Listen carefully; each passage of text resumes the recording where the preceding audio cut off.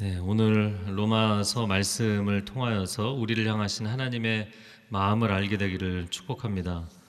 첫 번째 나눌 것은 하나님의 관점으로 보라는 것입니다. 첫 번째 25절 말씀을 같이 읽어보겠습니다. 형제들이여, 나는 여러분이 이 비밀에 대해 알기를 바랍니다. 이것은 여러분이 스스로 지혜 있다고 생각하지 못하게 하려는 것입니다.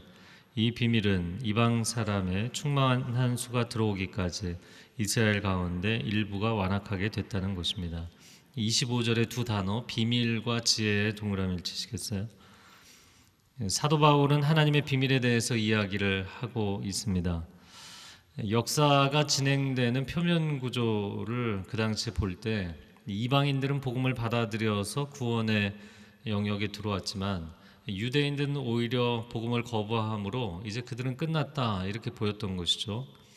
하지만 하나님이 역사를 운행하시는 섭리에는 반전의 반전이 계속해서 일어나는 법입니다. 그러므로 여러분, 이방인들이 구원의 영역 안에 들어왔다고 스스로 안일하게 생각하고 지혜 있다 생각하며 역사를 속단하지 말라는 이야기를 합니다.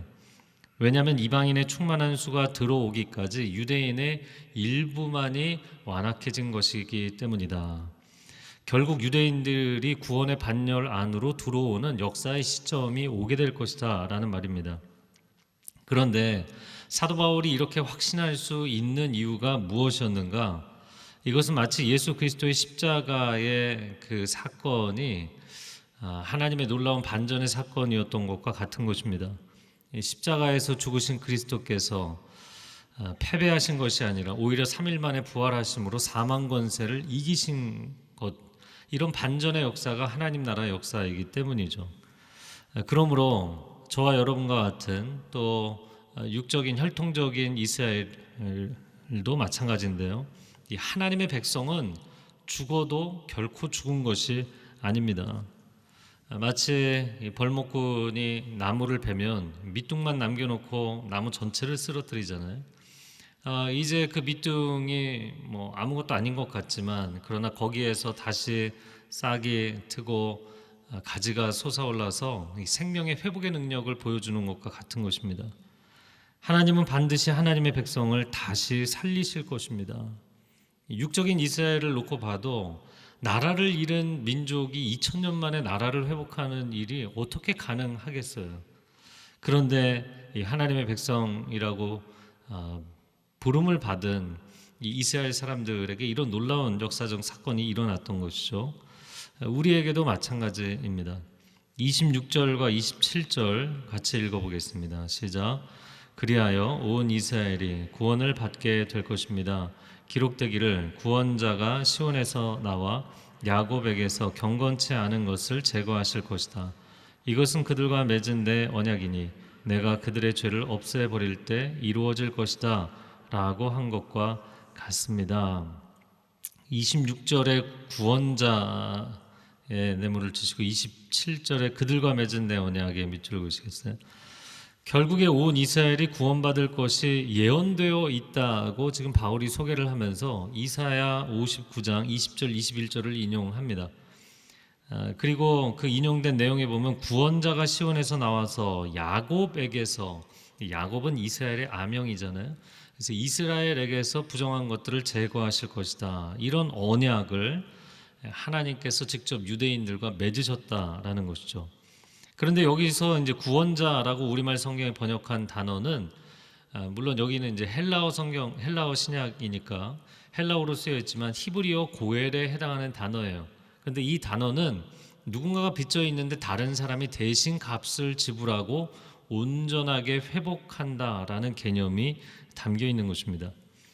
예수 그리스도께서 십자가 위에서 그분의 보배 피를 흘리심으로 우리가 져야 되는, 우리가 지불해야 되는 그 죄값을 대신 다 지불해 주신 줄로 믿습니다.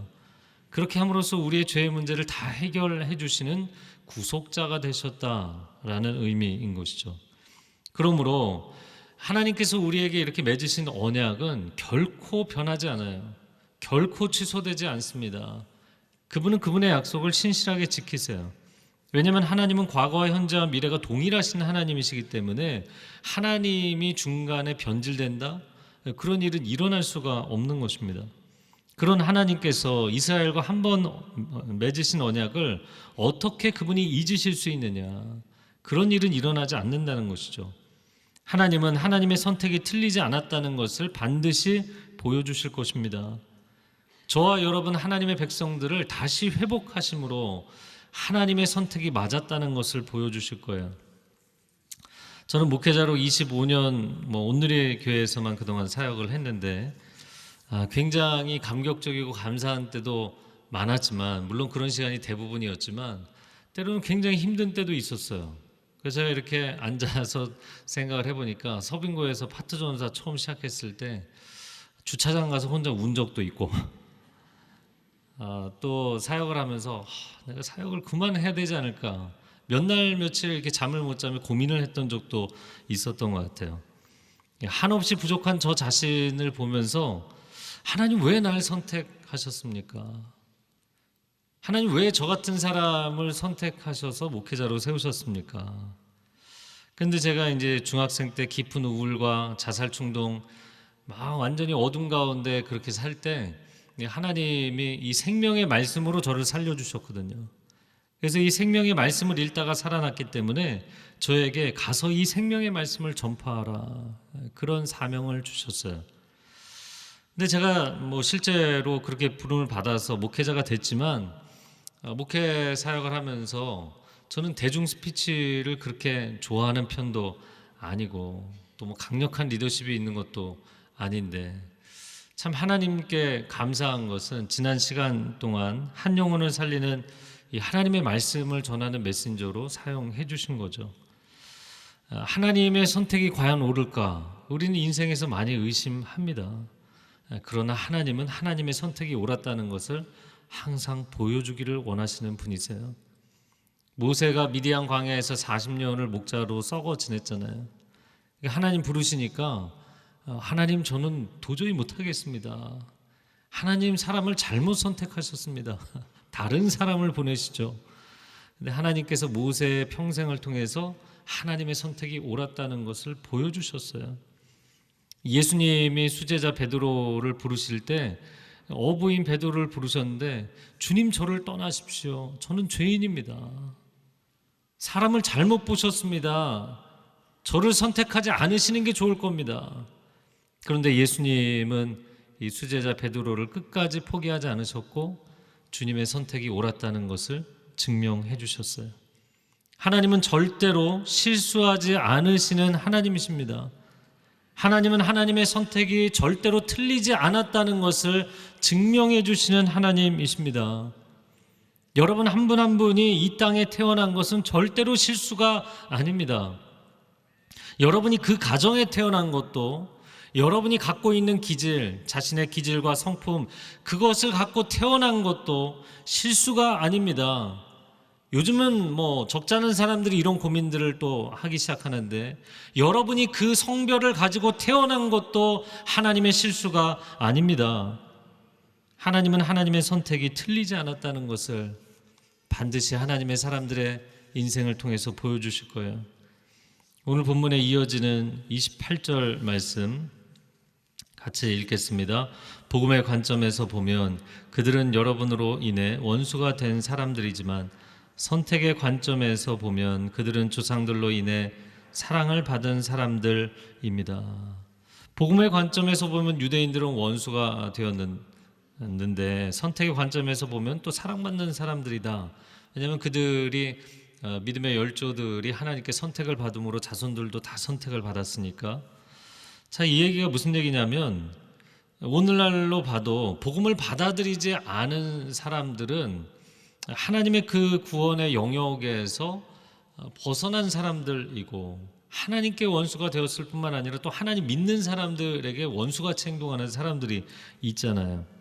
하지만 하나님께서 그들을 하나님의 자녀로 선택하셨다면, 이 선택의 관점, 하나님의 예정의 관점으로 놓고 본다면 그들은 하나님의 사랑받는 자녀들인 것이죠.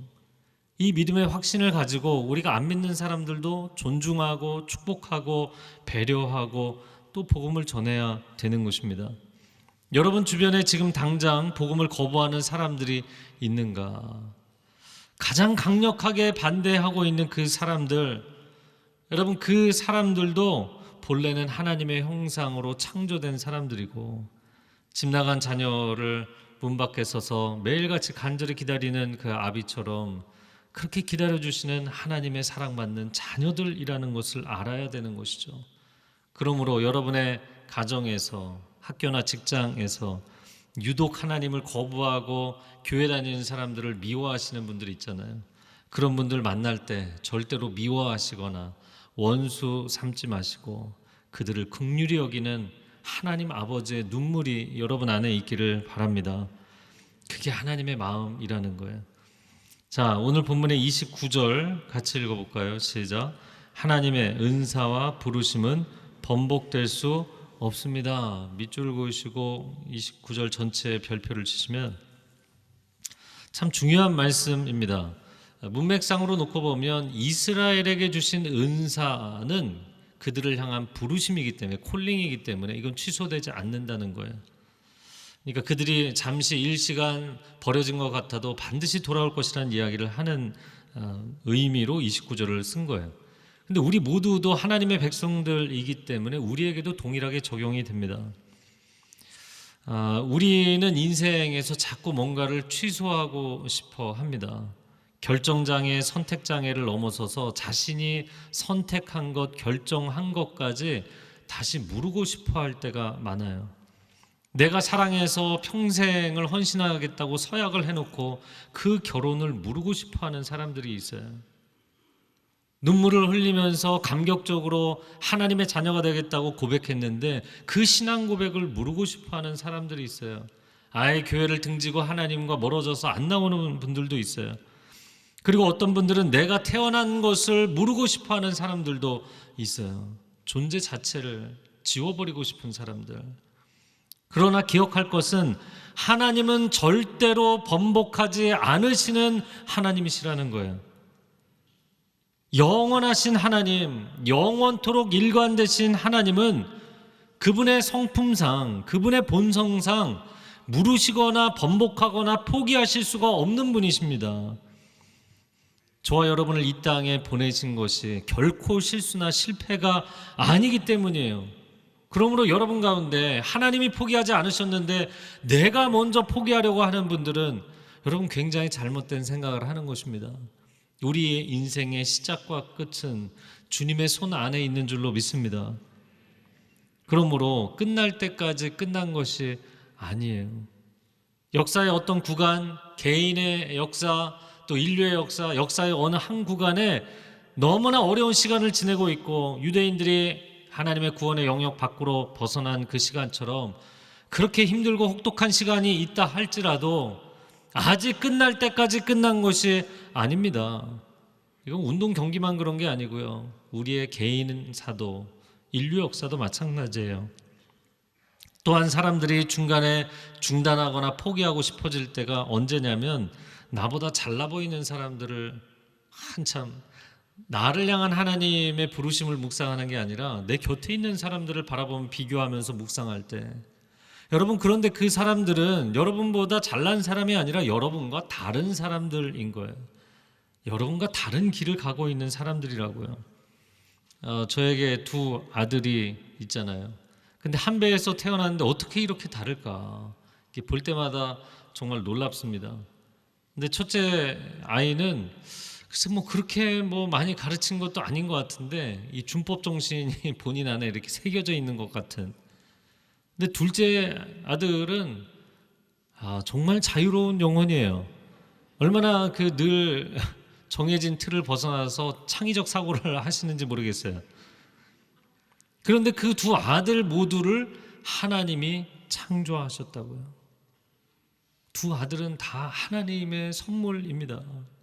그렇기 때문에 서로를 바라보면서 내게 없는 것이 상대방에게 있다고 부러워할 필요가 없는 거예요. 서로 장점을 배울 필요는 있지만 각자 그 모습 그대로 하나님이 이 땅에 보내주신 선물이기 때문이죠. 저는 저 자신은 태어날 때 우울질로 태어났고 이 우울 기질의 사람들 중에 완벽주의 또 기질이 많거든요. 저는 우울질의 완벽주의 기질이니까 여러분 이중으로 다 우울 기질은 굉장히 이모셔널 탱크, 이 감정 탱크가 일반인보다 훨씬 크다 이렇게 표현해요. 그러니까 사람이 행복해지지 않아요. 잘 채워지지 않아요. 완벽주의 기질은 또 잘 채워지지 않아요. 잘 만족이 안 돼요. 그러니까 이 두 가지를 다 갖고 있으니 얼마나 피곤하겠어요. 저는 평생에 저 자신이 피곤할 때가 너무나 많았고 어떻게 하면 나 자신을 벗어날 수 있을까 깊은 고민에 빠질 때가 많았습니다.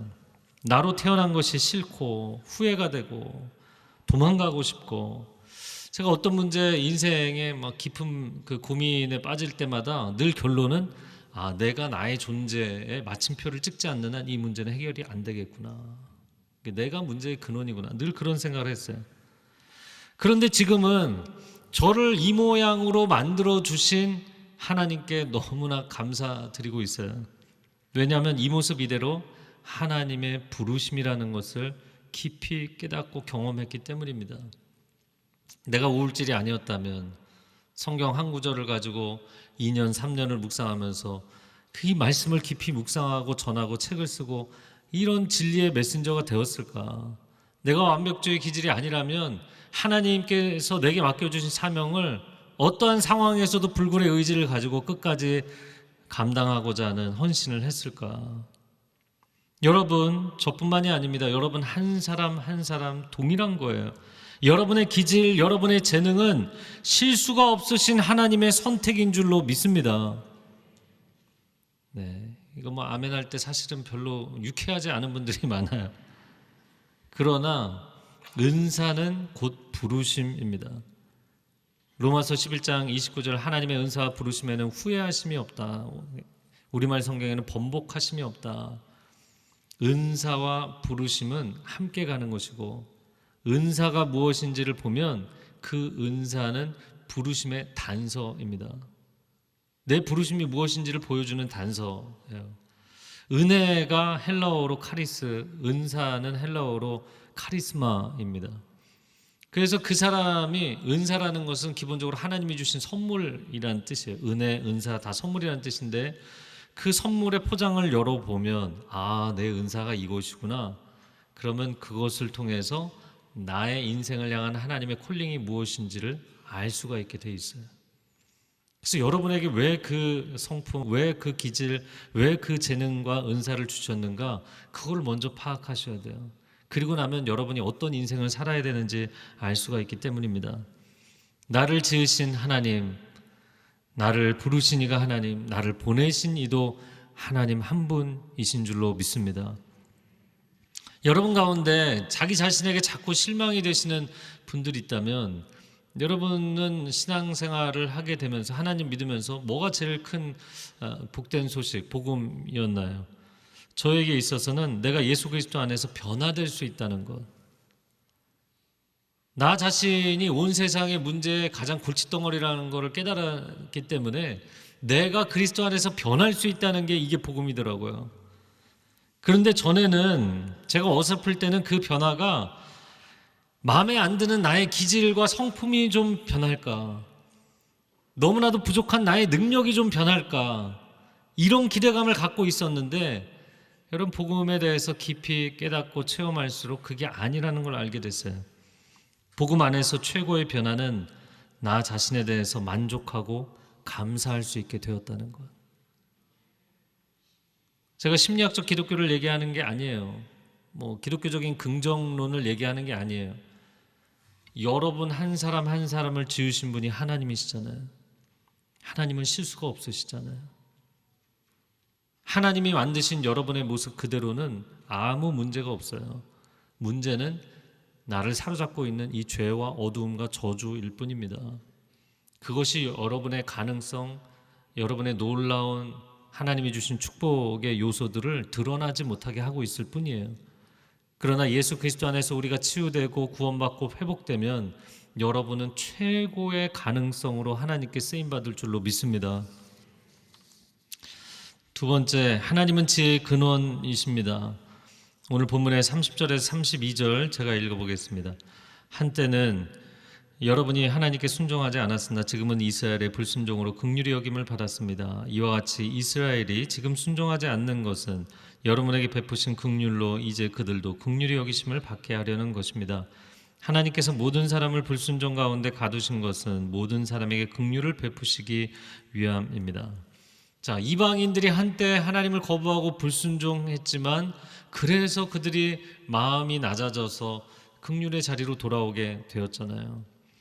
그런 것처럼 이제 유대인들이 예수 그리스도 복음을 거부함으로 구원의 영역 밖으로 불순종으로 나아갔지만 그러나 그들도 결국에는 낮아져서 긍휼히 여김을 받는 자리로 돌아오게 될 것이라는 거죠. 자, 이렇게 하나님께서 반전의 은혜를 예비하시는 것이 하나님 패턴이기 때문에 결국에 이방인도 유대인도 모두가 불순종 가운데 가는 것을 하나님이 그냥 놔두시는 것은 그들이 결국에는 하나님의 긍휼을 받도록 하시기 위한 하나님의 역사 경영의 섭리이다라는 얘기를 하시는 거예요. 자, 여기까지 하나님이 어떻게 복음의 역사, 구원의 역사를 경영하시는가를 설명한 게 로마서 1장부터 11장까지예요. 이거를 여러분 사도 바울이 성령의 감동하심을 받아서 설명했잖아요. 그리고 자기가 그거를 해설하고 설명하고 본인이 너무 감격을 해갖고 33절에 막 감탄을 합니다. 자, 감탄하는 내용 33절 읽어보겠습니다. 시작. 깊도다 하나님의 부요와 지혜와 지식이여 그분의 판단은 헤아릴 수 없으며 그분의 길은 찾아낼 수 없도다. 어떻게 보면 좀 모순 아닌가요? 본인이 다 설명해놓고 찾아낼 수 없다고 그렇게 얘기를 했어요. 깊도다 하나님의 지혜, 부요와 지혜와 지식. 우리말 성경에서는 병렬로 썼는데 헬라어 원문으로 놓고 보면 하나님의 지혜와 지식에 부요하며 이렇게 번역하는 것이 원문상으로는 더 맞겠습니다. 사도 바울이 1장부터 8장까지 율법과 복음의 긴장관계를 탁월하게 설명했고 9장부터 11장까지 그런데 그 복음을 거부한 유대인들은 과연 돌아올 수 있겠는가 이 부분을 심도 있게 다루었어요. 그리고 나서는 그 마지막 정점에서 하나님의 지혜가 얼마나 놀라운지 얼마나 탁월한지 이것을 감탄하며 이야기하는 장면입니다. 그러면 사도 바울이 왜 그렇게 하나님의 지혜에 대해서 감탄을 했을까요? 그것은 하나님의 지혜는 역설과 반전으로 가득한 지혜이기 때문입니다. 여러분이 성경을 읽으면서 역설에 대한 이해, 반전에 대한 이해가 없으면 사실은 하나님의 진리 체계를 이해를 못하고 있는 거예요. 하나님의 진리는 하나님의 역사 경영의 섭리와 지혜는 온통 역설과 반전으로 이루어져 있어요. 그런데 이것이 약간은 좀 이상할 수도 있습니다. 왜냐하면 자연의 원리도 하나님 만드셨고 인간 사회의 원리도 하나님 만드셔서 하나님 모든 것을 순리대로 이끌어가기 원하시는 분이잖아요. 그런데 그냥 순리대로 끌고 가시면 되지 이거를 왜 또 뒤집는 반전의 일들을 하시냐는 거죠. 그 이유는 이 지상세계, 인간계에는 천상계와 연결되어서 연동되기 때문이에요. 갑자기 어려운 말을 하는 것처럼 들리실 수 있는데 잘 들어보세요. 하나님이 모든 만물과 만민을 순리대로 창조하시고 순리대로 섭리하시잖아요. 그런데 이 세상, 인간계, 자연계로 끝나는 게 아니라 이 위에 하나님의 세계, 영계가 있단 말이죠. 이게 연동되어서 움직이는 것이기 때문에 인간이 여기 안에서만 그냥 잘 지내면 끝나느냐? 그것이 아니라는 거예요. 절대자이신 하나님을 인정하지 않으면 인간이 여기서 아무리 순리대로 살아도 사실은 영적인 세계와의 관계에서 놓고 보면 영리를 따라가고 있는 거예요. 그래서 하나님께서 그런 상황이 되는 순간 이 세상을 뒤집어 엎으셔야만 영적인 순리가 바르게 잡히게 되는 것입니다. 그래서 성경이 끊임없이 이야기하는 거예요. 교만한 자는 낮추시고 겸손한 자는 높이시는 하나님. 살고자 하는 자는 죽을 것이고 주를 위해 죽고자 하는 자는 살려주시는 하나님. 이런 반전의 역사, 먼저 된 자가 나중된 자가 먼저 되는 이런 반전의 역사가 왜 일어나냐는 거죠.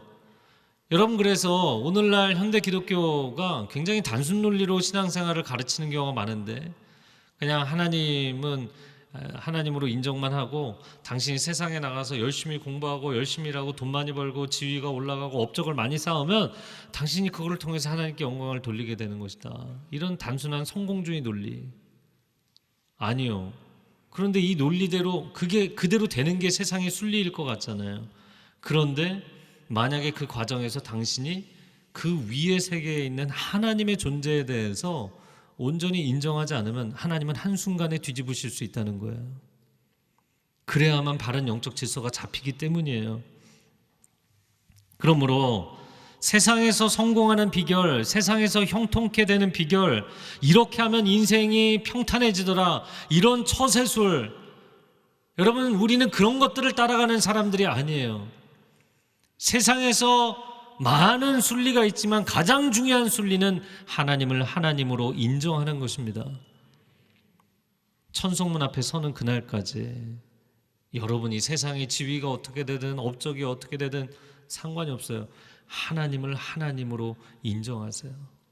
겸비하고 또 겸비하십시오. 그러면 하나님께서 여러분의 인생을 선한 길로 이끌어 가실 줄로 믿습니다. 34절과 5절 같이 읽겠습니다. 누가 주의 마음을 알았는가? 누가 주의 좋은 자가 됐는가? 누가 주께 먼저 드려 주의 보상을 받겠는가? 34절과 35절은 말이 안 되는 얘기라는 일종의 수사학적인 표현입니다. 누가 감히 주님의 마음을 안다고 주장하겠느냐? 그러면 주님께 조언도 하겠네? 주님께 먼저 지혜를 드려서 그분에게 보상도 받겠네? 그런 말도 안 되는 주장이 있을 수 있느냐? 그런데 그 말도 안 되는 주장이 현실이 되도록 하나님이 이루어 주셨다는 거예요. 그래서 오늘 본문의 25절에 처음 시작할 때 비밀과 지혜에 대한 얘기를 했잖아요. 하나님의 세계에 속해 있는 이 비밀, 미스터리를 하나님께서 그 아들 예수 그리스도를 통하여 성령을 통하여 우리에게 계시해 주시고 깨우쳐 주셨다는 거예요. 그래서 사도 바울이 그 깨달음을 얻어서 1장부터 11장까지 기록한 거예요.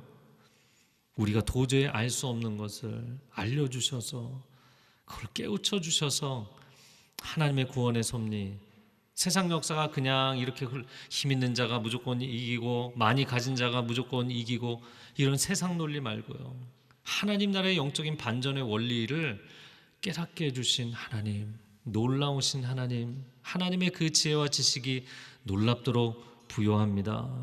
이 고백을 한 거예요.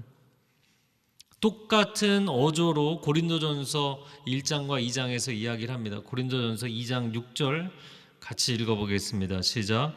누가 주의 마음을 알아서 주를 가르치겠느냐? 그러나 우리가 그리스도의 마음을 가졌느니라. 이 구절도 그대로 보여주시면, 당신이 감히 주님의 마음을 안다고 얘기해? 그러면 주님을 가르치기도 하겠네? 이런 말도 안 되는 얘기. 그런데 우리에게 그 그리스도의 마음을 알게 하시고 품게 하신 놀라우신 하나님. 할렐루야. 그러면서 고린도전서 1장과 2장에서는 세상 관원도 세상의 지혜자들도 알 수 없는 놀라운 하나님의 지혜를 우리에게 알게 하셨다. 그러면서 예수 그리스도의 십자가의 지혜를 이야기합니다. 여러분, 세상에서 박사학위 5개, 10개 가지고 있어도 예수 그리스도의 십자가의 반전의 지혜를 이해하지 못하면 천국 못 가는 거예요. 그러므로 여러분, 예수 그리스도의 지혜를 깨달은 사람은 초등교육밖에 받지 못했어도, 아무런 교육을 받지 못했어도 세상의 모든 지혜자보다 지혜로운 사람이 되는 것입니다. 이게 우리가 천국문 앞에서 경험하게 될 마지막 대반전이에요. 하나님은 반전의 은혜를 준비하시는 하나님이신 줄로 믿습니다. 마지막 36절 읽어볼까요? 시작. 만물이 그분에게서 나오고 그분으로 인해 있고 그분에게로 돌아갑니다. 그분에게 영광이 영원토록 있기를 빕니다. 아멘. 거기 첫 번째 문장의 밑줄을 보시면 만물이 그분에게서 나오고 그분으로 인해 있고 그분에게로 돌아간다.